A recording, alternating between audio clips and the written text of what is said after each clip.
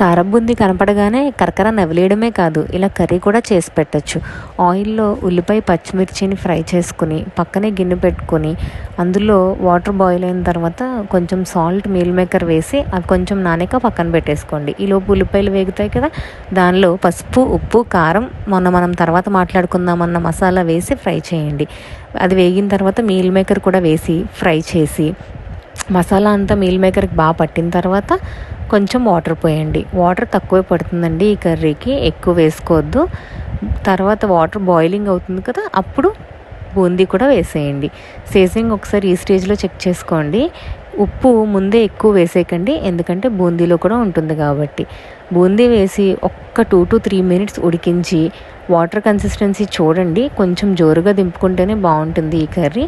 Rice చపాతీలోకి చాలా టేస్టీగా ఉంటుంది.